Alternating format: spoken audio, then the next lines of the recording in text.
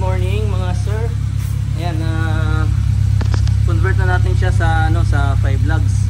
Patayin muna natin mga ano.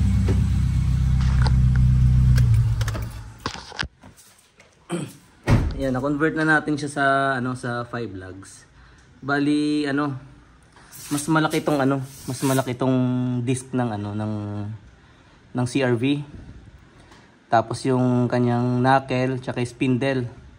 Yan lahat ang ginamit natin. Bali sa caliper,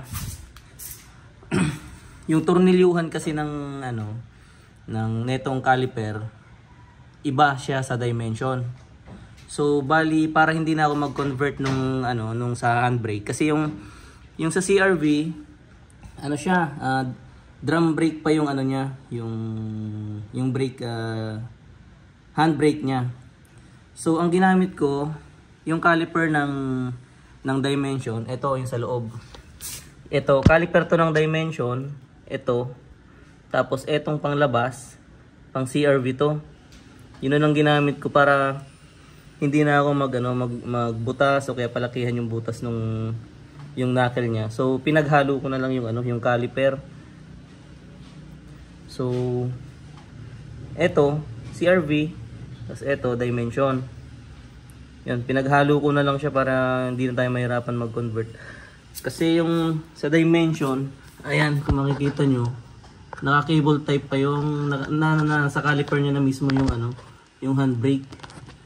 So makikita natin dun sa full video na gagawin ko, ilalagay ko to kung paano natin kinonvert. Unlike kung gagamitin ko pa yung caliper ng CRV, gagamitin natin yung drum brake na pang handbrake. So eto, bakante na to, wala na tong laman sa loob. Ang ginamit natin na pang handbrake is yung caliper ng dimension. So bali instant BBK tayo. Malaki to. Ito yung tinanggal ko. Bali buong ganito ng CRV, yan ang ginamit natin. So ang inaano ko doon sa nakakabit, yung sa CRV kasi malayo tong dalawa, itong gap nito. So bali ang kinuha ko yung pang dimension. Kaya yung caliper natin yun, halo na yun ng dimension tsaka CRV. Working naman siya, maganda siya. So teka, ito para maintindihan natin. Yeah.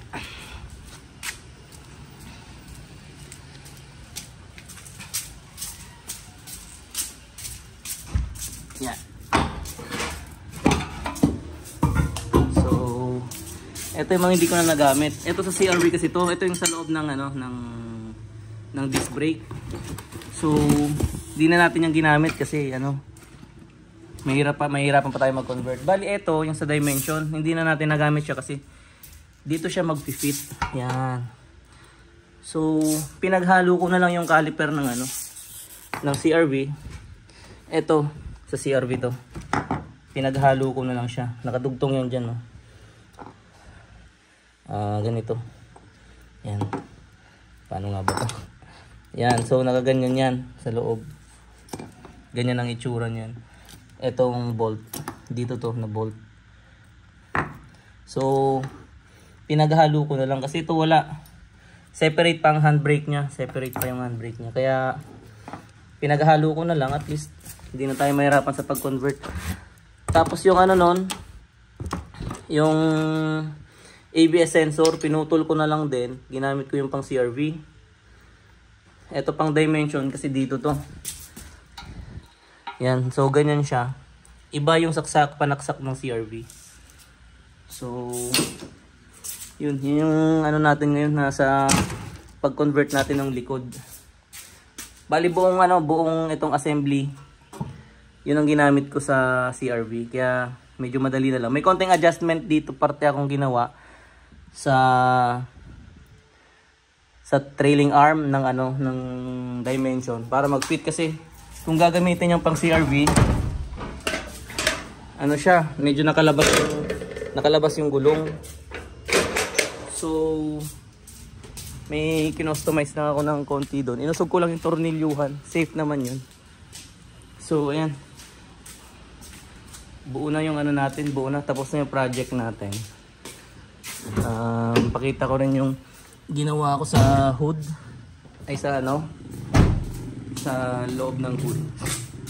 May dinagdag tayo yung connection ng PCB valve.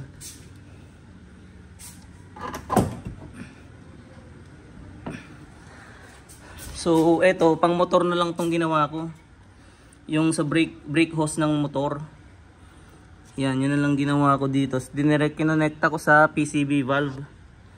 Yan, nakakonekta siya dyan. So yun lang kasi nakita ko sa internet. Dati kasi wala to, bakante to, tsaka ito binara ko. So nakita ko sa internet, dito nakakonect yung ano, itong PCB valve. Meron ditong konektahan, yung mga nakita ko. So wala to, kaysa mag customize pa ako, so dito ko na lang siya nilagay. Kaya yun, wala pa rin yung ano natin, wala pa rin yung hose na inaantay natin na papuntang breather.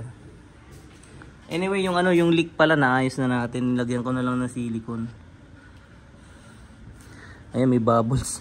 May bubbles yung ano. So, nilagyan ko na lang to ng silicone. Wala nang leakage siya. Ayan, puno yan ngayon. Ayan, 3/4 ang laman. So, na-solve na natin yung problema ng leaking. Yun, gagamitin na natin to ngayon. Madumi pa kasi maulan dito ngayon sa Legazpi. Ayan. So, naka big brake kit na tayo sa likod. Yung pangharap naman, lahat din to, laman nito pang CRV rin. Pang CRV. Yung spoon natin, ano lang yan? Copy lang yung spoon. So, okay naman, maganda naman para sa akin yung ano. Kahit copy lang. Worth it naman yung price. Kaysa bibili ka ng ang mahal. So, yun. Wala ditong padainuhan sa ano, sa Legazpi. So, hindi ko pa malaman kung ilan yung ano neto, horsepower. So, bali ang stock ng CRV, ang alam ko nasa 148 to 150 ata horsepower. So, nagpalit na tayo nito. Tapos yung intake natin, RAM, nagpalit na rin tayo. Tapos yung header natin, pinalitan na rin, nakapalit na rin tayo ng header. So siguro baka tataas din yung kahit papano. So baka makadayo tayo ng Maynila. Makapag ano man lang, ma-testing natin yung dyno kasi hindi naman to ata ma-tune yung stock ECU ng CRV. Baka hindi naman yung tunable. Mahirap kasi dito sa ano, sa Albay. Kulang-kulang pa yung mga services dito. Unlike yung pag-dyno. Like ng pag-dyno pala, wala dito. So ayan, tumino lang siya, okay na yan sa akin. Tumino lang yung takbo, mawala lang yung palya. So okay na yan sa akin, kahit di na natin ma-dyno. Solve na rin din ako. So sige, yun lang yung update natin. So buo na siya. Siguro uunti-untiin ko ng ano, gawin yung full video natin para malaman ninyo kung paano natin to nabuo. Simula sa CRV na nasiraan ng makina, bumili ulit tayo ng panibagong makina. Tapos yung spare na engine natin, nandito rin yung CRV na ano, yung makina ng CRV talaga. Yan kasi Japan surplus na yan. So yung makina ng CRV nandito, spare ko na lang din to. Pwede rin i-parts out din natin kung may nangangailangan. Ayan. Yan yung makina ng CRV. So ano to? Nadali yung valve, ano na ito? Yung intake valve. Ay, intake cams. Ayan, may ang laki ng tama. Tapos hindi ko pa nabubuksan yan kung ano yung problema talaga kung bakit tumirik ito. Pero yung mga valvula nito, tiku-tiku yan. Baluktot. So, yun. Yan, ito, maging ano ko na lang. Spare engine, ito, spare valve cover ko na lang din to. Ito yung pagkakaiba na ito. Yung sa Japan surplus, may ano siya. Ito, naka ganito. Parang naka-slide yung cover niya. So, eto, mga available gauges natin. Plano ko sana ikabit din to. Eto pang DC5 Integra. Etong gusto kong ikabit, may pang Type R ako dito. Yan. Yan. So, dalawang gauge natin ng DC5. Ito Type R. Ano ba yan? Type R siya. So, ano siya, ang RPM niya is 9,000. Ito RPM niya, 8,000 lang. So, saka na to, saka ako na ikakabit. Wala akong diagram, tsaka yun ang problema ko, nabili ko, wala tong pigtails. Kaya yan yung pinoproblema ko ngayon kung paano ko maikakabit. Magda-download na lang tayo ng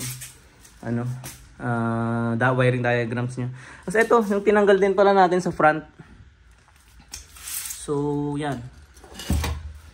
Buo din na pang CRV ang ginamit natin ito. Pang CRV din ginamit na ito na nakasalpak doon. So, ito yung dimension.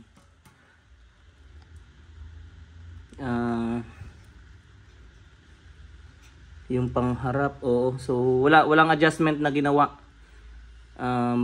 Ihe lang yung pinalitan natin, tapos yung camber bolt sa upper kasi masyadong nakalabas yung masyadong naka-camber yung kung stock bolt gagamitin natin. So bumili ako ng camber bolt. Kaya medyo gumanda yung tayo ng dimension natin. So, yun lang mga boss, update natin dito. Tapos na tayo. Sa wakas, natapos din natin. So, sige. Yun lang yung mga update natin, boss. Thank you and God bless po sa lahat.